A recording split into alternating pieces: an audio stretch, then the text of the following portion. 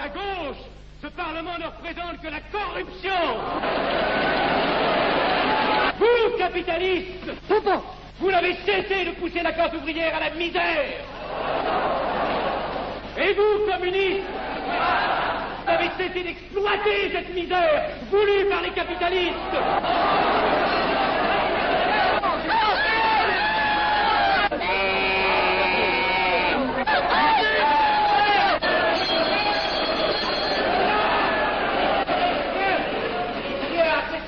Et vous tous, parlementaires, désuets et périmés, n'insultez pas le parlementarisme.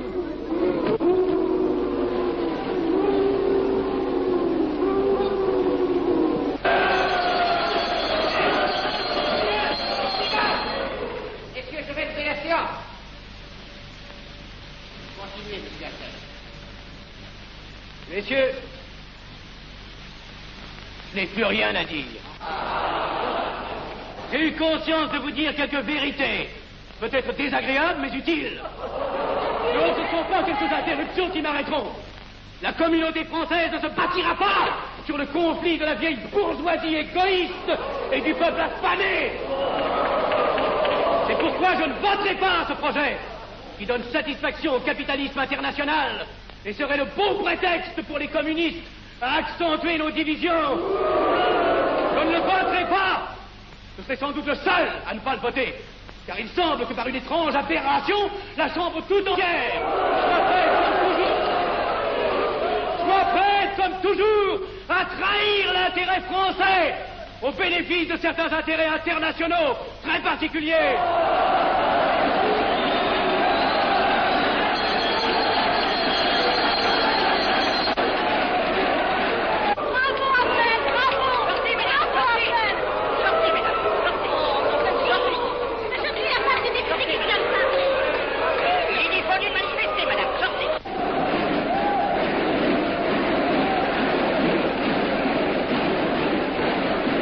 Il a du courage, ce petit Hafnel.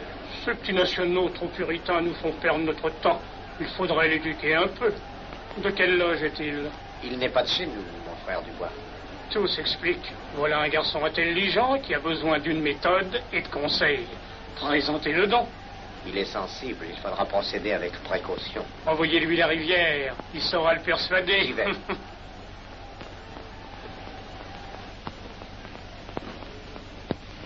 Mon cher vénérable, nous avons un service à vous demander. Enfin, dis donc, je vous suis tout dévoué. Le jeune Hafnel qui vient de parler assez brillamment devrait subir les épreuves de l'initiation. La maçonnerie lui apporterait beaucoup et le disciplinerait. Ne croyez-vous pas? J'y pensais déjà. Nous allons nous en occuper activement. Alors, je suis brisé. Comment avez-vous trouvé mon discours? Excellent. Vous leur avez dit de fort bonne vérité. Ouais, ça n'a pourtant servi à rien, ils ont voté le projet. Ça ne sert jamais à rien de dire la vérité. Les gens n'aiment pas la vérité. Ils préfèrent de beaucoup les mensonges. Vous êtes cynique. Non. J'ai une certaine expérience politique, déjà ancienne. À propos, voulez-vous venir un peu avec moi? J'ai quelque chose à vous dire. Volontiers.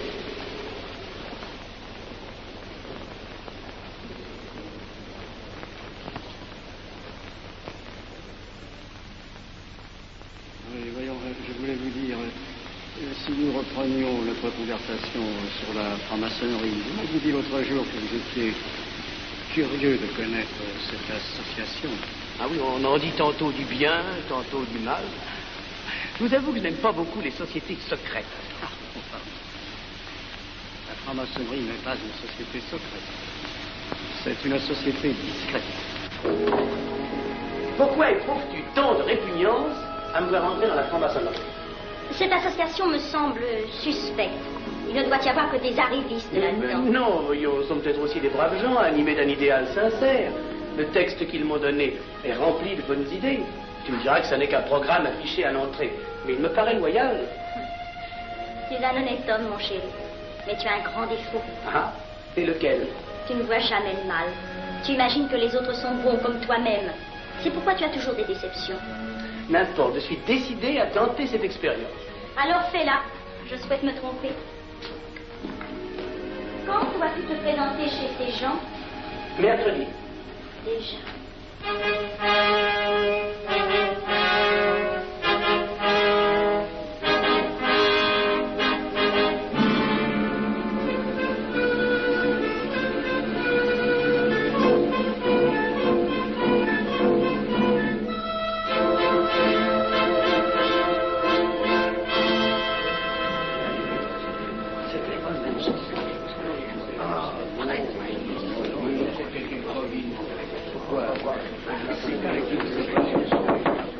Mes frères, les travaux reprennent force et vigueur.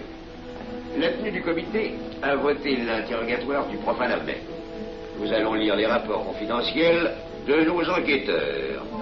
Pierre Avenel, né en 1902 à Laval, a fait sa première communion. Oh, mon frère, venez, je vous en prie. Mais déclare ne pas pratiquer régulièrement.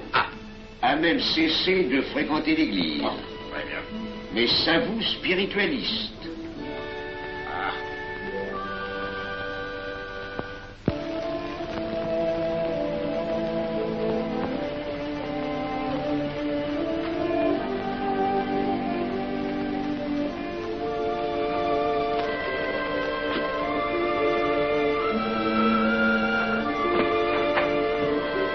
Monsieur, voulez-vous me citer? Permettez-moi de vous barrer les genoux. Mes frères, le profane Avenel, qui nous est recommandé par notre frère Gainsbourg, vice-président de la Chambre, est député. Cela ne nous impressionne pas. Nous devons surtout examiner ce qu'il pourra apporter à la franc-maçonnerie. Il nous faut des gens qui servent notre ordre et contribuent à sa puissance. Pour l'instant, il paraît afficher des idées nationales un peu trop absolues. Mais enfin, je voudrais vous prévenir d'une chose. Comme il est de notre intérêt de tenir en main un grand nombre de parlementaires, il vaudrait peut-être mieux ne pas lui poser des questions qui pourraient le choquer.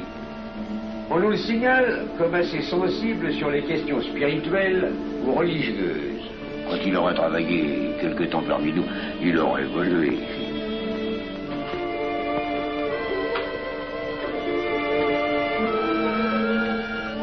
Voilà, le silence le plus absolu, mes frères. Qui frappe ainsi régulièrement à la porte du temple? C'est un profane qui demande à être interrogé, vénérable maître. Faites entrer le profane.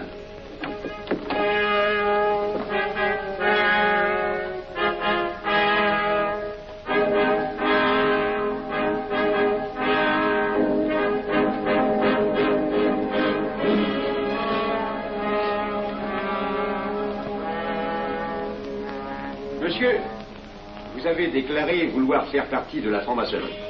Mais nous désirons savoir qui vous êtes. Nous allons donc vous interroger sur vos sentiments, vos croyances, vos idées politiques. Répondez-nous sans vous troubler, mais en nous disant la plus stricte vérité. Consentez-vous à cet interrogatoire? J'y consens. Monsieur, croyez-vous en Dieu? Et pourquoi? Il semble être déçu par ce premier contact avec la maçonnerie. Mais l'interrogatoire est assez pénible. J'ai dû paraître ridicule. Vous vous trompez. D'autres qui sont passés avant vous ont moins bien répondu. Vous avez été reçu avec une majorité convenable, 16 voix contre 10. Comment, j'ai eu 10 voix contre moi? Non, 2 seulement. 2. Mais les voix d'opposition comptent pour 5. Ah, un opposant de plus, et vous étiez blackboulé. La maçonnerie est difficile sur le choix de ses candidats. Pas assez, mon cher, pas assez.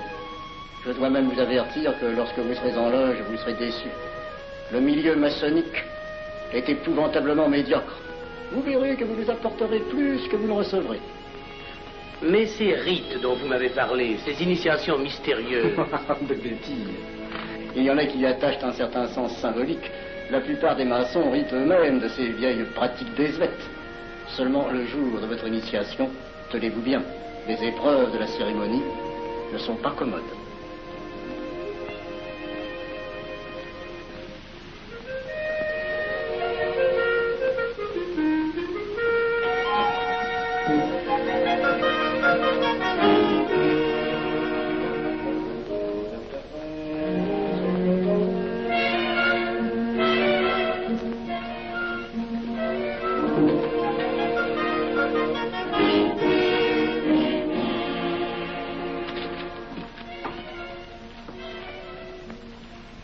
Bon, attendez à la buvette, là. On viendra vous chercher. Mais c'est entendu, mon cher, je m'occupe de ton affaire. Tu peux compter sur moi. Mais c'est entendu, excuse-moi, la tenue va commencer, je suis un peu en retard. Viens.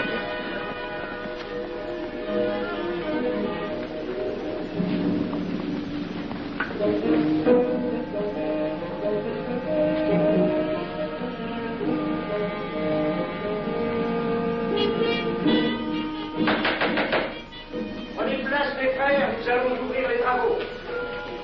Mon frère Durand, veuillez prendre place à l'ordre.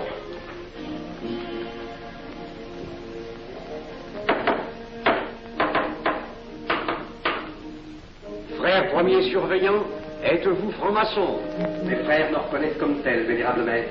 Frère second surveillant, quel âge avez-vous? 3 ans, vénérable maître. Frère premier surveillant, quel est le premier devoir d'un surveillant en loge? Vénérable maître, c'est de s'assurer que le temple est couvert. Veuillez vous en faire assurer par le frère couvreur.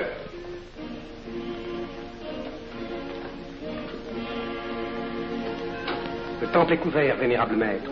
Frère second surveillant, quel est le second devoir des surveillants en loge? Vénérable maître, c'est de s'assurer que tous les frères présents sont membres réguliers de la loge ou visiteurs connus.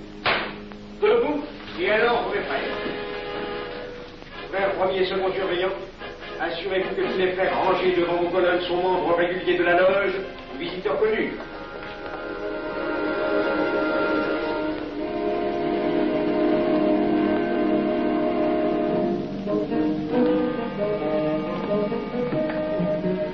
Vénérable maître, les frères qui décorent l'une et l'autre colonne sont membres réguliers de la loge ou visiteurs connus. Il en est de même à l'Orient. Frère premier surveillant, à quelle heure les francs-maçons opèrent-ils leurs travaux? À midi, vénérable maître. Quelle heure est-il, frère second surveillant? Il est midi, vénérable maître. Puisqu'il est l'heure du travail, frère premier et second surveillant, invitez les frères de vos colonnes à se joindre à vous et à moi pour ouvrir les travaux de la respectable loge des enfants de l'univers Orient de Paris, au grade d'apprenti, en la forme accoutumée. À moi, mes frères, par le signe, la triple batterie et l'acclamation.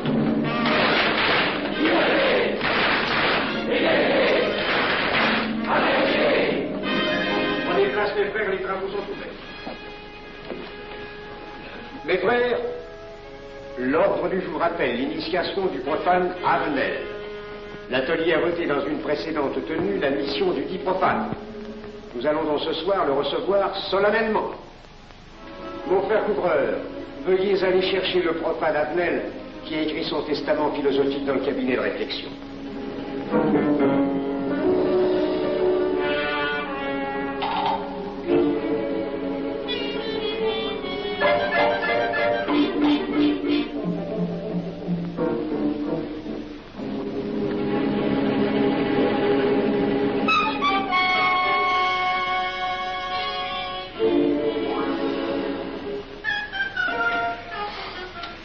Rigolo leur truc. Monsieur, veuillez me suivre.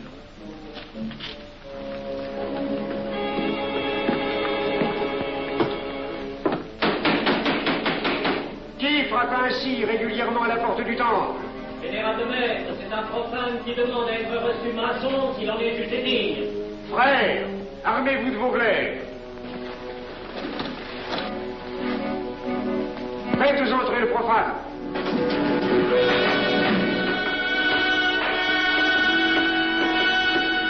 Laissez-vous, monsieur.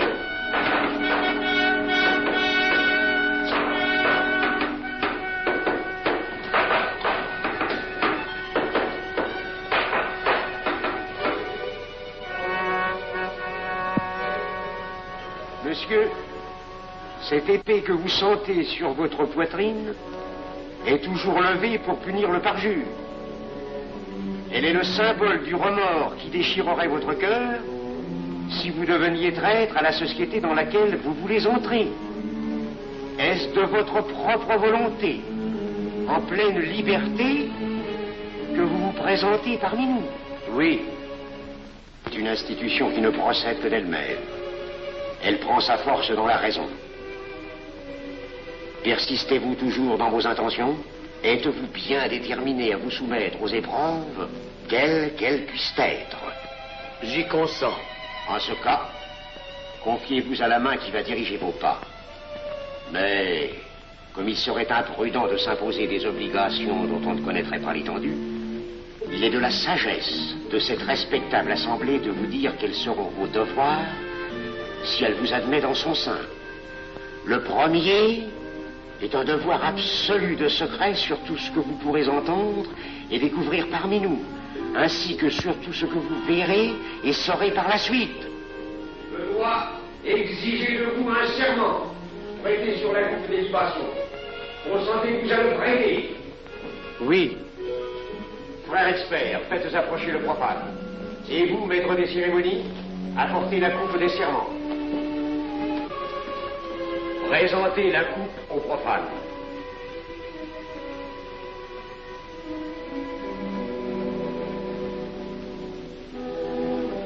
Prononcez avec moi le serment. Je m'engage sur l'honneur, au silence le plus absolu, sur tous les genres d'épreuves qu'on pourra me faire subir. Je m'y engage. Vous devez connaître toute l'importance d'un serment. Si jamais vous manquiez à une parole aussi solennellement donnée, buvez. Buvez! Buvez! Que ce breuvage amer soit pour vous le symbole de l'amertume et du remords que laisserait dans votre cœur le parjure qui aurait souillé vos lèvres. Frère expert, emparez-vous du profane et faites-lui faire son premier voyage.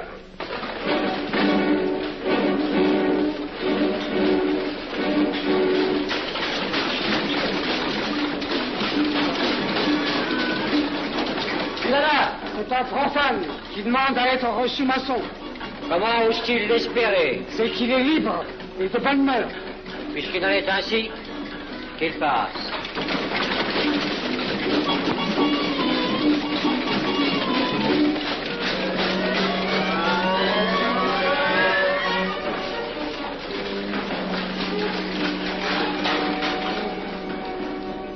Monsieur, le voyage symbolique que vous venez de faire est l'emblème de la vie humaine.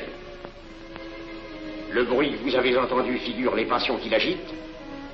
Les obstacles que vous avez rencontrés peignent les difficultés que l'homme éprouve et qu'il ne peut vaincre ou surmonter que grâce à l'aide qu'il trouve dans ses semblables.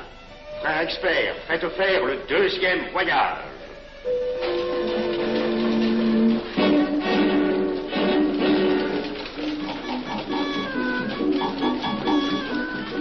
Qui va là?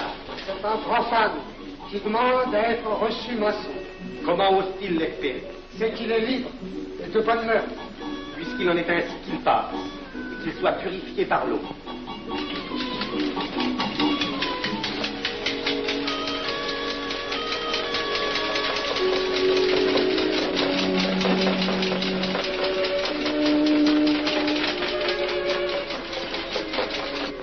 Monsieur, nous avons procédé à l'épreuve de l'eau qui représente l'épuration de votre esprit naissant à la vie maçonnique.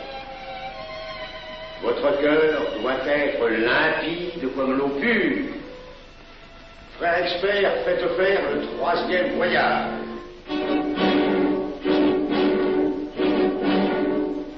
Qui va là? C'est un profane qui demande à être reçu maçon. Comment ose-t-il l'espérer? C'est qu'il est libre et de bonne mœurs. Puisqu'il en est ainsi qu'il passe par les flammes.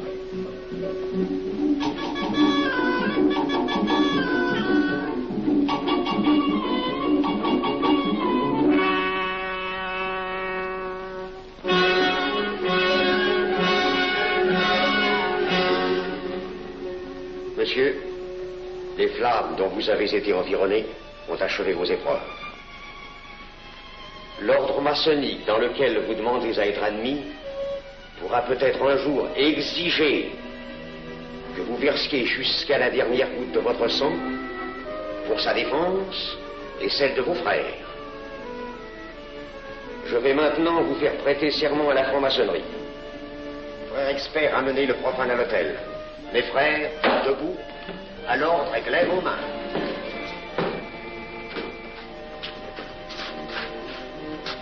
Moi, Pierre Avenel. Moi, Pierre Avenel. De ma propre et libre volonté. De ma propre et libre volonté. En présence de cette respectable assemblée de maçons. En présence de cette respectable assemblée de maçons. Je jure et promets solennellement.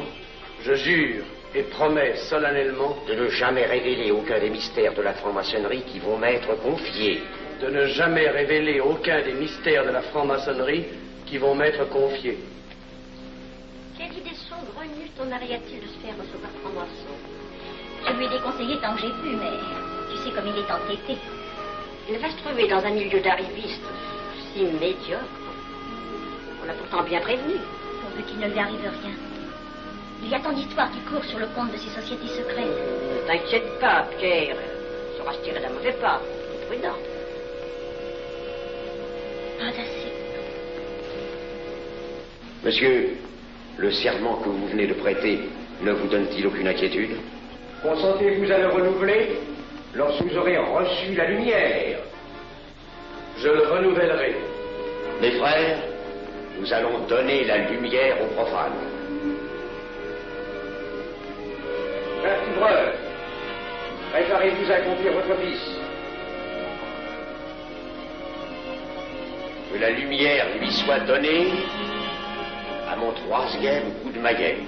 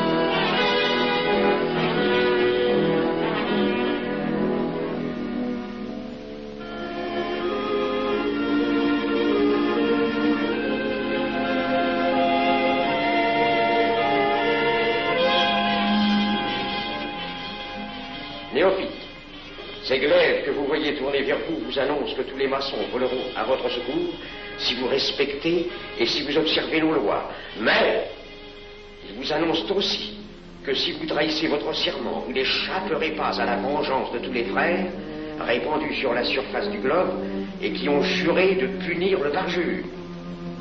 Le jurez-vous, mes frères? Nous le jurons.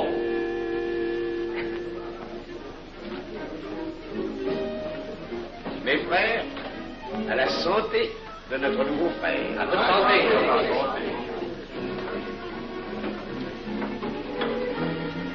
Mon très cher frère, qu'est-ce que vous pensez de cette soirée? Eh bien, c'est curieux. Cette cérémonie est très impressionnante.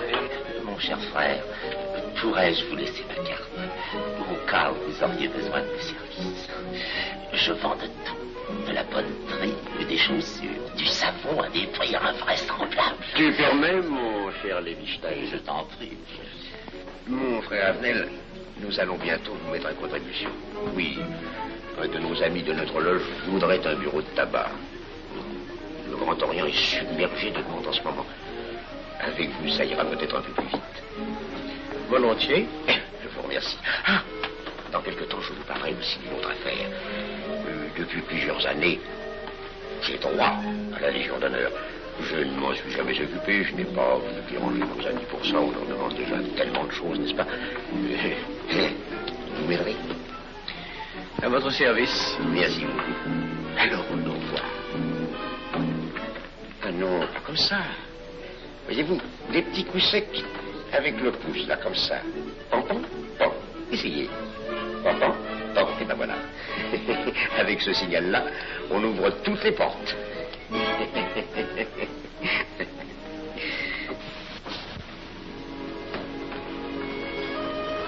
Alors, content? Bon. Tu as l'air contrarié. Oh non. Déjà déçu? Pas encore.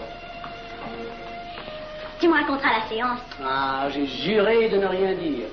Même à moi? Écoute, c'était pas ridicule. C'était étrange.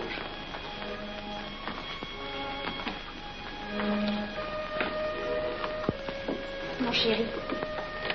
Oh, mon chéri, c'est idiot, mais j'ai peur pour toi. Qu'est-ce que tu veux qu'il m'arrive?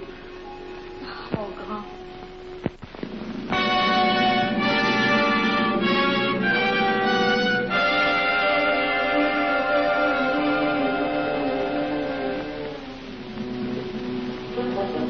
Mon très cher frère Avenel, vous êtes député.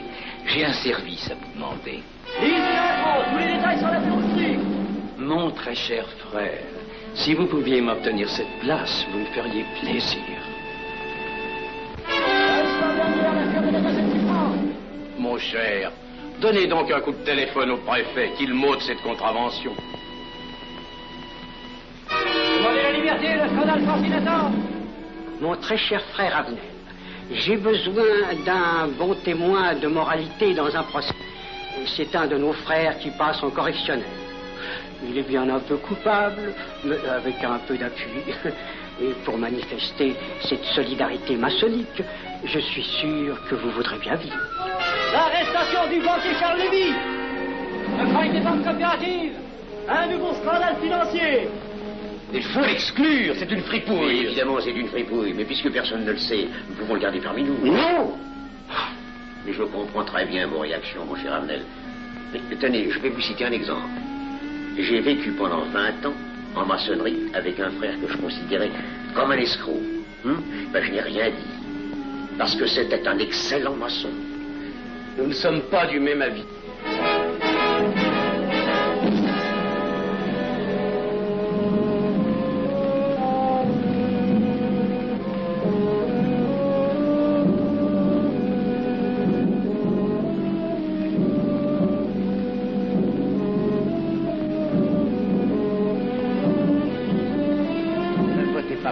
Pourquoi? C'est un adversaire de la maçonnerie. Mais son projet est excellent. Qu'importe, il nous dessert. Vous n'avez pas l'air de mon avis. Non. Non, non et non, je ne ferai pas ce que vous voulez. Un vous demande de vous conformer à la discipline républicaine. La discipline républicaine et maçonnique. Je sais ce que c'est, allez, c'est une canaillerie. Mon frère, ne laissez pas vos paroles dépasser votre pensée. Oh, ne croyez pas que je suis en colère, non, j'ai tout mon sang-froid au contraire. Et c'est pour ça que je ne voterai pas cette loi unique. Vous détruisez ce pays en l'empoisonnant doucement. Avenel, vous ne parlez pas sérieusement. Mais vous ne comprenez donc rien.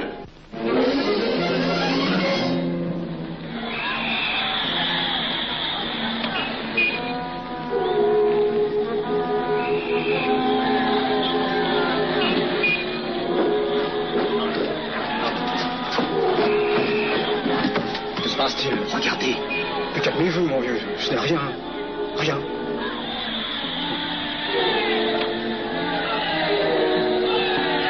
Que croyez-vous qu'on doit faire? Rien. Surtout rien. Pas de pareil cas il faut attendre. Et croyez-moi, il n'y aura pas d'incident. Tous ces gens vont rentrer se coucher. Ils sont fatigués de leur crier.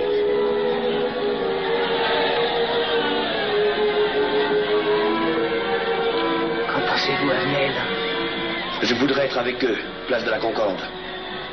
Vous ne parlez pas sérieusement? J'ai pas envie de rire.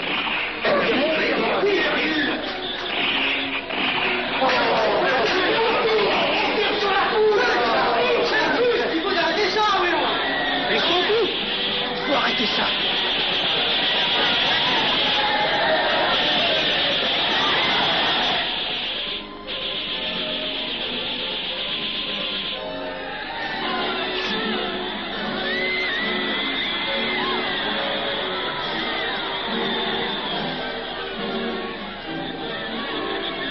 Que faire?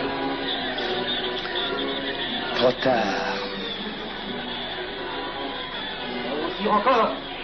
Coup de feu.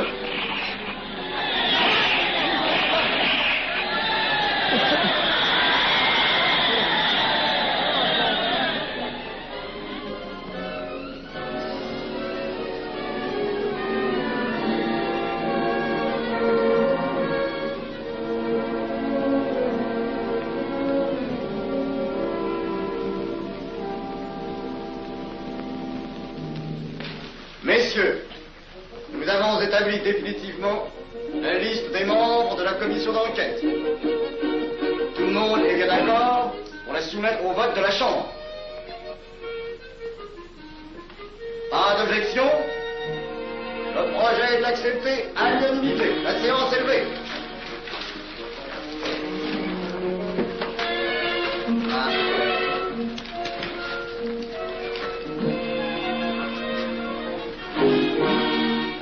Vous pensez que ça va marcher? Je ne prévois pas d'opposition. Si cela est ainsi, nous risquons de nous en tirer. Je le crois sincèrement. Nos frères députés nous attendent dans un salon voisin. Ils sont impatients de vous entendre. Allons-y. Avenel. À propos, cher ami, je vous ai mis d'office dans la commission d'enquête.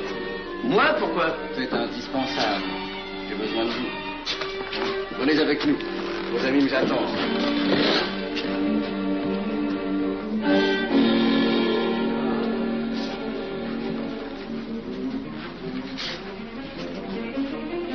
Mes frères, puisque nous sommes entre nous, je puis vous dire bien confidentiellement que nous allons traverser ces événements graves sans trop de dommages. La commission vient d'accepter tout à l'heure les listes que nous avons proposées pour la commission d'enquête.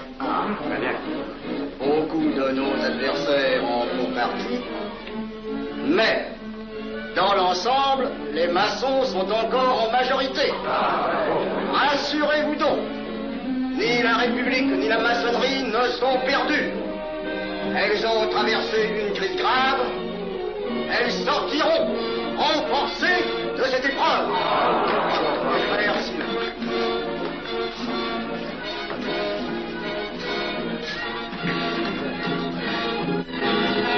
Demandez l'anti-Marfond, le scandale de la commission d'enquête. Demandez l'anti-Marfond, le scandale de la commission d'enquête. Vous me demanderez successivement le Quai d'Orsay, la Banque de France, l'état-major, le secrétaire général du Parti radical socialiste, le temps et les usines d'aviation Guerlain. Bien, monsieur.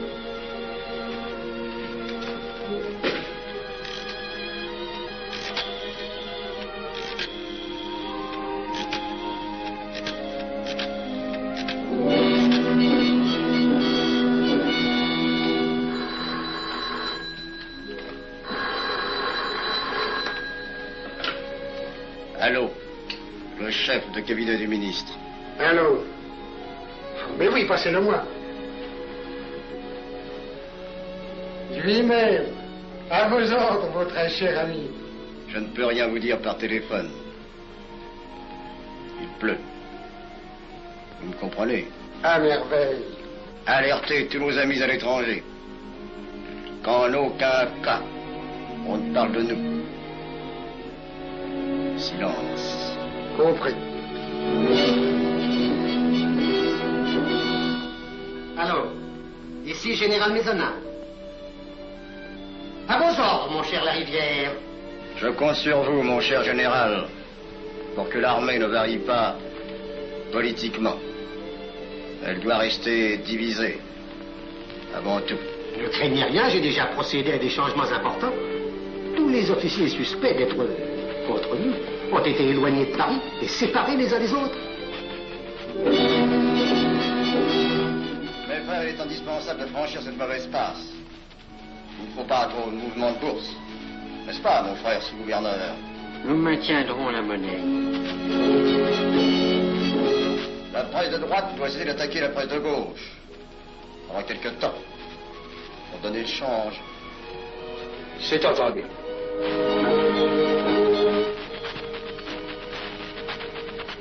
Les partis de gauche doivent faire entente avec ceux du centre. Et ceux de l'extrême gauche. De la sorte, nous contrôlons le peuple. Bloc populaire. Mieux. Front populaire. Bien. Quant à vous, mon cher Garlet, j'ai reçu ce matin une communication de l'étranger. On nous demande d'envoyer immédiatement du matériel d'aviation en Espagne. Moyennant quoi nous aurons tous les appuis politiques nécessaires. Mais prototypes. Surtout nos prototypes. Ne croyez-vous pas que ce serait dangereux pour notre défense nationale? Faites ce que je vous dis.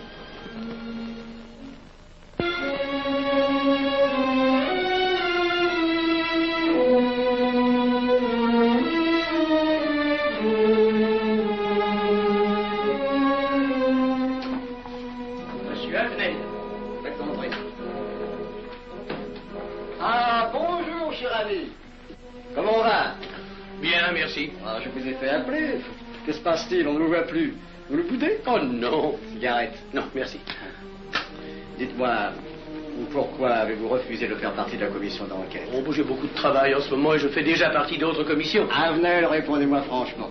Ce n'est pas parce que nous avons eu l'autre jour une petite discussion bien fraternelle? Eh bien, justement, si. Je voudrais vous parler de la franc-maçonnerie. Ah, mais bien, voyons, mais bien entendu. Asseyez-vous. Ah. Alors? Ah. Je vous écoute. Eh bien, voilà, vous avez été mon présentateur, je vous dois une explication. Je suis décidé à déposer ma démission. Vous avez l'air d'avoir été déçu par la maçonnerie. Oh, pire, choqué. Pourquoi? Et confessez-vous, mon vieux. Vous ne serez pas le premier maçon qui m'aura ouvert son cœur. Qu'est-ce qu'on vous a fait? Mais à moi, personnellement, rien. Mais je trouve ce milieu maçonnique... pourri d'arrivistes écœurants. Je vous l'accorde. Ah, je ne vous le fais pas dire. Oh, croyez-vous que je sois dupe? Alors, je ne comprends pas. Tant de vertus affichées sur le programme à la porte. Tant de mystères à l'intérieur pour ne cacher que ces petites combines, ces appétits de comitard. Je m'attendais à trouver des hommes dévoués, sinon supérieurs. Au lieu de ça, je n'ai rencontré que des quémandeurs de bureaux de tabac ou de décoration, ou alors des fripouilles qui cherchaient à m'utiliser pour échapper à des condamnations. En dehors d'eux, des phraseurs, des sectaires ignorant tout, ne connaissant rien de l'histoire de leur pays, rien de l'histoire du monde, rien de la politique, rien de la philosophie, rien. Ah, des cerveaux vides, mais des dents longues et des langues folles. Et c'est cela qui gouverne la France. Quel grade avez-vous maintenant? J'ai été initié à la maîtrise il y a peu de temps. Eh bien, si vous avez le courage de vivre encore quelques années dans la médiocrité des ateliers bleus, vous passerez ensuite aux ateliers supérieurs. C'est mieux? C'est autre chose.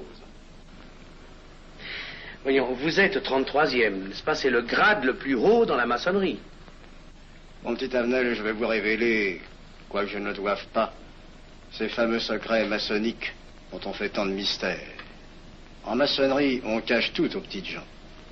En bas, vous ne savez rien. En haut, vous commencez à voir un peu plus clair dans le jeu mondial. Moi-même, je ne suis pas totalement éclairé sur les intentions des dirigeants de notre ordre. Et quand je dis dirigeants, je me trompe. Il n'y a pas de chef chez nous. Il n'y a que des exécutants. Je suis un pion sur un échiquier, j'accomplis une fonction. Je reçois des messages.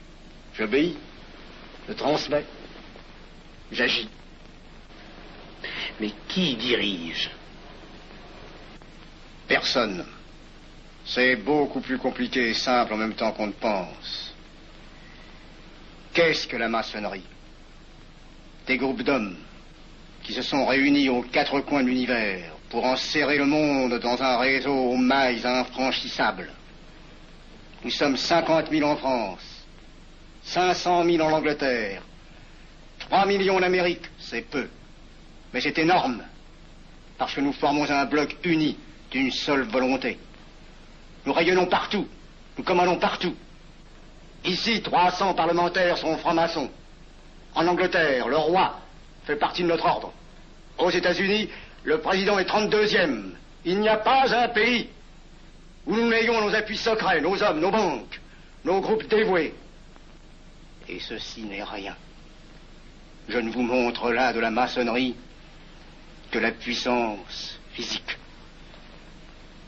Il y a peut-être autre chose. Mais quoi? Une doctrine supérieure. Une antique expérience des forces du monde qui nous permet de pousser les peuples tantôt vers la vie, tantôt vers la mort, quand il le faut. La mort? Je croyais la maçonnerie attachée à la paix. À une certaine paix. Notre paix. Sinon,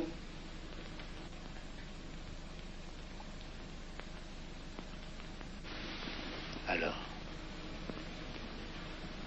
cette démission? Je vais réfléchir.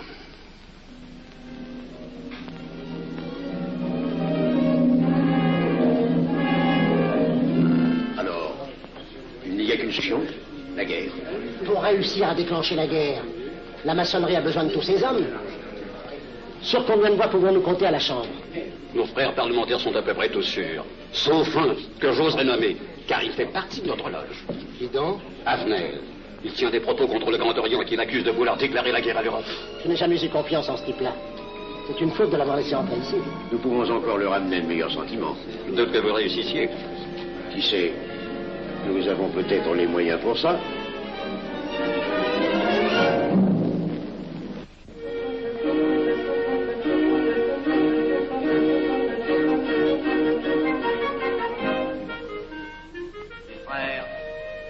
L'aviation allemande n'a pas d'appareil. Plus de 2000 accidents d'avion l'année dernière en Allemagne. La ligne Siegfried est à peine construite. Les tanks allemands marchent difficilement. Un détail entre autres qui m'a été rapporté par un de nos frères. Quand leurs tanks sont entrés à Vienne, on s'est aperçu que certains d'entre eux étaient en carton et montés sur des hautes bicyclettes. Croyez-moi, mes frères, il nous serait facile d'abattre le national-socialisme dont les exigences sans cesse accrues deviennent intolérables. Et libérer ainsi nos frères réduisent à l'esclavage. Jamais nous n'avons été plus près. En 15 jours, nous réglerions le sort de l'Allemagne. Notre loi régirait l'Europe définitivement. Notre victoire est sûre. C'est faux. C'est faux. Silence. Ce que dit cet homme est faux. Mon frère, je vous rappelle alors, vous n'avez pas la parole. Je le sais. Je suis député et membre de la commission de la défense nationale. Je ne peux pas laisser se prolonger un discours aussi manifestement erroné. L'appréciation de monsieur, de notre frère, Liechtenstein. Oui, si vous voulez. Sur l'état de l'armée que possède l'Allemagne sont des mensonges. Et ajouter quoi serait de la stupidité. Et pourquoi vouloir une guerre entre l'Allemagne et la France? Mon frère, vous n'avez pas la parole. Peu m'importe. Mais je tiens à dire qu'aucun motif réel de conflit ne peut être invoqué. Vous le direz tout à l'heure, après l'exposé de notre frère. Non, je le dirai immédiatement, avant d'entendre des stupidités bellicistes. Oh. Mais vous tous, maçons, vous poussez à la guerre.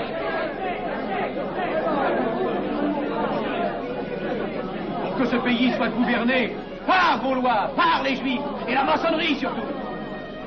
Le peuple français ne se battra pas pour défendre une idéologie fumeuse, un régime ignoble, une république pourrie. Mon frère Avenel, je vous prie de couvrir le temple.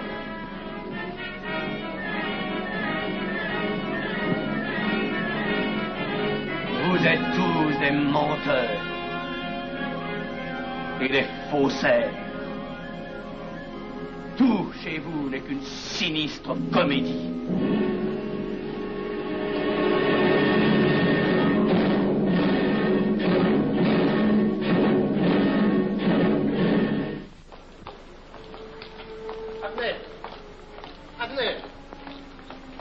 Avenel, excusez-moi, comme vous, j'habite Neuilly, c'est pourquoi je me permets de vous rejoindre. Mais vous avez fort bien fait, mon frère. J'étais près de vous à la tenue. Je voulais vous féliciter. Oh, merci. Vous avez très bien fait de leur crier des vérités. Ce sont des fous. Malheureusement, il est impossible de leur faire entendre raison. Les événements sont pourtant indiscutables. Oui, oui. Dites-moi, j'ai des documents confidentiels sur l'action actuelle de la maçonnerie qui peut-être vous intéresseraient. Des documents? Oui, oui, des documents. Vous êtes député, il serait utile et urgent que je vous les communique. Mais je crois bien, où sont-ils? Chez moi, pas très loin d'ici. Si vous avez quelques minutes. Oui, volontiers, allons. Alors, qu'est-ce qu'on décide? Pétard ou couteau? Le couteau, ça fait moins de bruit. Attention, les voilà.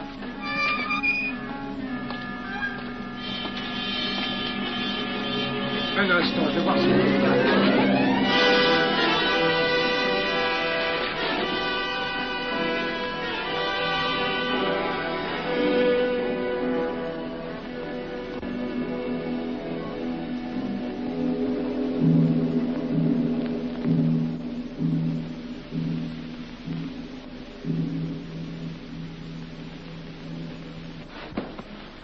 t'inquiète pas, mon chéri.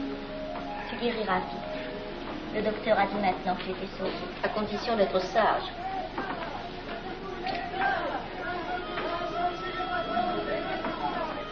Qu'est-ce qu'on entend? C'est la mobilisation générale, mon chéri. Quoi, la mobilisation? Ne t'agite pas, je t'en supplie. Je n'aurais pas dû te le dire, mon Dieu.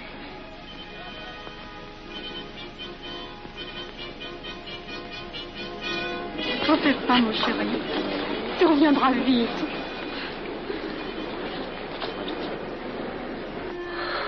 Les brutes. Ils sont arrivés. Ils ont réussi à déclencher leur guerre. Ne bouge pas. Tes plaies sont à peine fermées. Si j'étais pas tombé sous les coups de ces criminels, j'aurais peut-être pu arrêter ça. Mais non, tu n'aurais rien pu empêcher, mon chéri. Ces hommes sont plus forts que toi. Ils ne t'auraient pas manqué.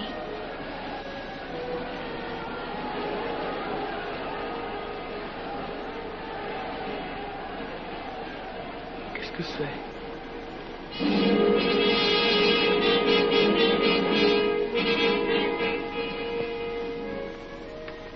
Les malheureux.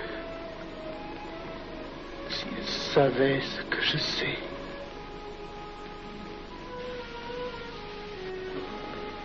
Mes frères, nous pouvons affirmer en toute sérénité que la franc-maçonnerie universelle a présentement atteint son but. Cette guerre qui est la nôtre est déclarée. Elle doit aboutir au triomphe de notre ordre. Il importe que le monde soit définitivement gouverné selon nos méthodes et par nos idées. Debout et alors. Frère premier surveillant, à quelle heure ferme-t-on les travaux? À minuit, vénérable maître. Quelle heure est-il, frère second surveillant? Minuit, vénérable maître. Puisqu'il est minuit et que nous avons accompli notre œuvre, je déclare les travaux clos. Allons, vaillez. Retirons-nous en paix, mes frères, sous la loi du silence.